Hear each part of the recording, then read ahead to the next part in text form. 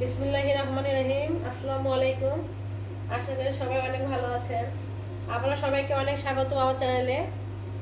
আজ আমি কলার মোচা রান্না করে দেখাবো মসুর ডাল দিয়ে। প্রথমে বলে দিই কী লাগছে। এখানে কলার মোচা আমি হলুদ দিয়ে সামান্য ভাপে সিদ্ধ করে রেখেছিলাম। মাছ নিয়েছি, রসুন কুচি, আদা রসুন বাটা, কাঁচামরিচ চেরা, পেঁয়াজ কুচি, মসুর ডাল। প্রথমে মাছগুলো ভেজে নেব। মাছগুলো দিয়ে দিচ্ছি, লাল করে ভেজে নেব মাছগুলো। দেখুন মাছগুলো ভাজা হয়ে গেছে, এখন মাছগুলো আমি তুলে দেবো। এখন পেঁয়াজ কুচিগুলো পুরোটা দিয়ে দিচ্ছি, তারপর রসুন কুচিগুলো দিয়ে দিচ্ছি, কাঁচামরিচ কুচিগুলো সব দিয়ে দেবো।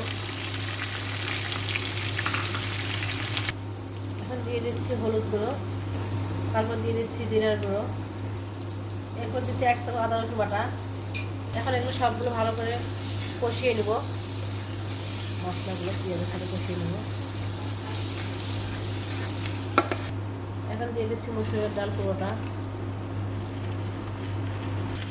এখন দিয়ে দিচ্ছি স্বাদ মতো লবণ, আর একটু লাগবে। এরপর পানি দিয়ে এটা আমি ঢেকে রান্না করবো কিছুক্ষণ। মসুর ডালটা সিদ্ধ হতে সময় লাগবে, 15 থেকে 20 মিনিটের মতো রান্না করে নেবো আমি ঢেকে। 20 মিনিট পর আমি আবার রান্নায় ফিরে আসলাম। মসুর ডালটি সিদ্ধ হয়ে এসেছে। এখন আমি কলার মোচাগুলো দিয়ে দেবো, সব দিয়ে একটু সামান্য কষিয়ে নেব। আমার রান্নাগুলো যদি আপনাদের ভালো লাগে তাহলে অবশ্যই আমার চ্যানেলটি সাবস্ক্রাইব করবেন। একটু কষিয়ে নেব, আর একটু কষিয়ে নেব,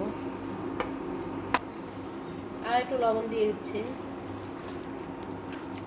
এখন সামান্য পানি দিচ্ছি। এখন ভাজা মাছগুলো দিয়ে দেবো উপরে, দিয়ে একটু ঢেকে রান্না করব আরও 10 মিনিটের মতো। আর একটু পানি দিচ্ছি সিদ্ধ হওয়ার জন্য, সামান্য।